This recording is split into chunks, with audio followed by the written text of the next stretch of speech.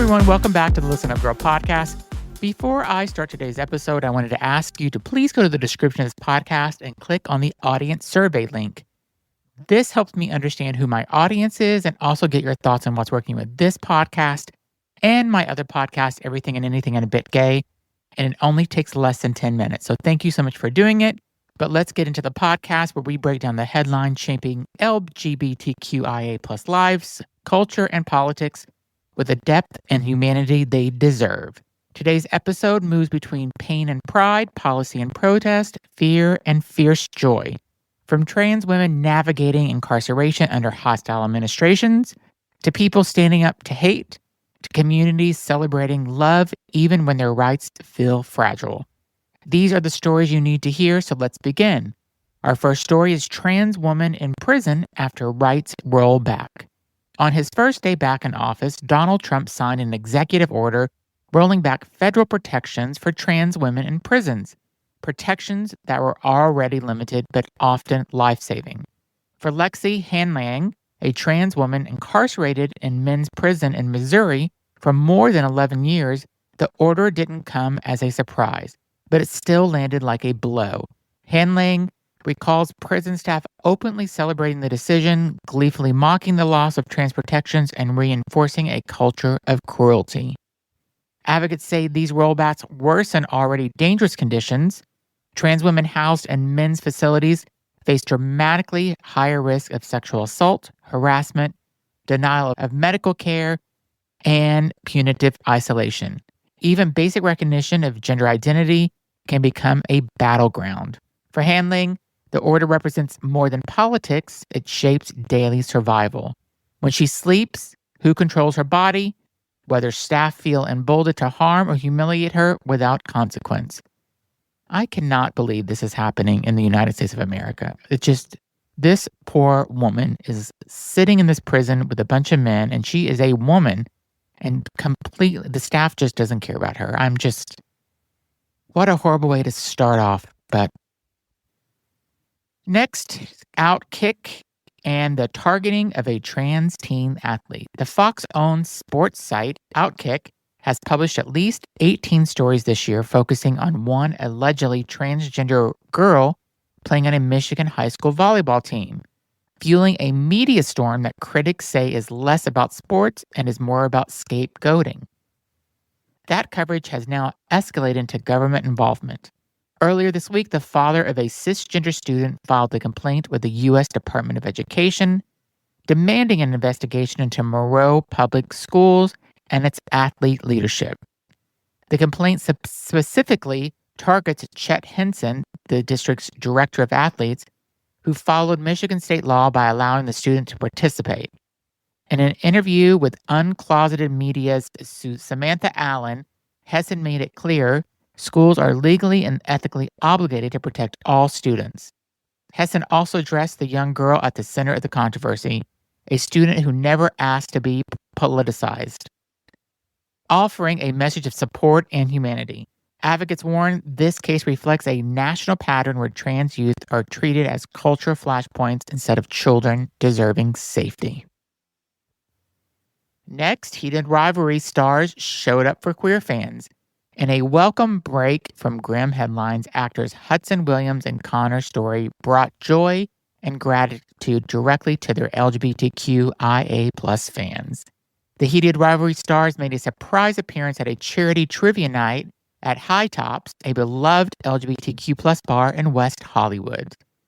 Amid the internet's obsession with gay hockey romance, the actors took time to thank the community that helped make the show a breakout success. Story joked about fans tweeting about their butts before turning sincere, telling the crowd how meaningful it felt embraced by queer audiences.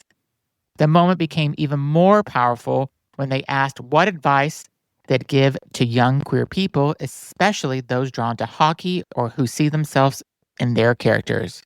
They said, take up space, be yourself, and be really loud. That's what Story said. Williams added encouragement in his own colorful style, urging queer youth not to let anyone silence or diminish them. And I have some really good news on top of this story.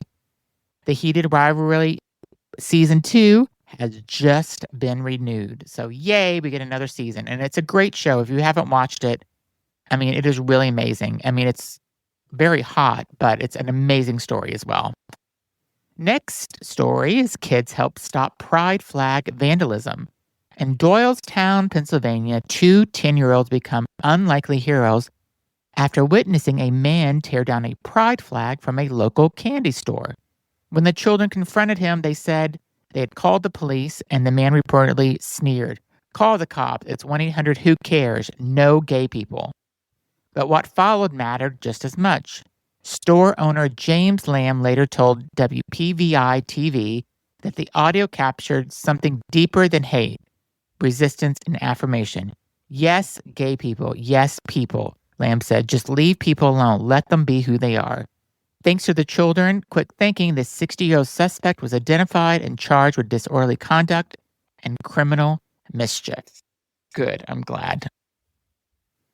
Next, Nicholas Galitzine physical transformation. Nicholas Galitzine is preparing to embody one of fantasy's most iconic heroes, He-Man. The red, white, and royal blue star has opened up about the intense physical and mental demands required for the upcoming live-action Masters of the Universe, set to be released in theaters on June 5th, 2026. Galitzine described months of grueling training, strict routines, and total commitment to the role. Fans have praised both the casting and what it represents, a continuation of queer-affirming actors stepping into major franchise roles without being pushed back into the shadows. And the next story is New Hampshire's extreme anti-trans bathroom bill. Republicans in New Hampshire are advancing House Bill 1442, one of the most sweeping anti-trans bathroom bills in the country. The proposal would redefine biological sex, allow business to restrict restroom access, and introduce a new trespassing offense aimed specifically at trans women. Civil rights groups warn the bill would invite harassment, profiling, and violence. Advocates argue that the bill doesn't increase safety, it legitimizes fear and gives legal cover to discrimination in everyday life. Next, sex ed rolls back and book bans accelerate. The Trump administration has intensified efforts to dismantle inclusive sex education nationwide. In December, the Department of Health and Human Services ordered 46 states and territories to remove references to gender identity from federally funded education programs, threatening to strip funding from states that refuse. At the same time, nearly 7,000 book bans affected almost 4,000 unique titles last school year. LGBTQ plus books make up a large proportion of those bans, including long-standing queer classics that have repeatedly been challenged and repeatedly returned to shelves. Advocates warn those efforts aren't protecting children, but controlling information. Next, Missouri bill would force out trans students. Missouri State Senator Joe Nicola has introduced legislation that would ban social transition in schools and forcibly out trans and non-binary students to their parents. Even more alarming, the bill would allow teachers to be fired, schools to be sued, and educators barred from teaching for affirming students, even with parent consent. LGBTQ plus advocates say the proposal puts vulnerable youth at serious risk, especially those in unsupported or hostile homes. I just can't anymore with these people that are so against trans people. Why are they so against it? It bothers me. It's so bad. I can't believe I'm reading this many news reports on this news day about people being so against trans people. It's horrible. Okay, next story. Big queer wedding party in Texas. In Austin, Texas, joy became resistance at the big queer wedding party. 10 couples gathered beneath a heart-shaped balloon arch at a former church turned art space, celebrating marriages, vow renewals at the time when marriage equality feels increasingly fragile. The event followed a Texas Supreme Court rule change allowing judges to refuse same-sex weddings on religious grounds. For couples like Heather Shitnick and Ty Linhard, the gathering was about more than love, it was visibility. Keep showing up, Shitnick told the crowd. Use your voice and love who you love. Our next story is WWE Ring Boys lawsuit moves forward. A Maryland judge has ruled that a lawsuit alleging sexual abuse of underage ring boys at WWE events can proceed. The lawsuits named Linda McMahon and Vince McMahon as defendants, alleging they knew about abuse by announcer Melvin Phillips and failed to intervene, even rehiring him after allegations surfaced. Former wrestlers and employees have echoed claims that leadership was aware of Phillips' behavior, but did nothing to stop it. In the WWE, Linda McMahon is now working under the Trump administration, and I think she's super anti-LGBTQ, so imagine that. And our last story is Budapest mayor faces charges for pride. Budapest Mayor György Karácsony is facing potential charges for helping organize a pride march in defiance of Hungary's ban on LGBTQ public events. Hungary's ruling party recently passed constitutional amendments limiting LGBTQ plus visibility and allowing facial recognition technology to identify pride attendees. I'm proud and I took every political risk for my city's freedom, the mayor said, vowing to defend pride and democracy in court. I'm sorry that these stories were not also positive this time, but I will continue bringing you the news because I think it's really important for us all to know what's happening, even if it's not positive. So these stories remind us that the LGBTQ plus life exists at every intersection: policy, culture, joy, grief, and resistance.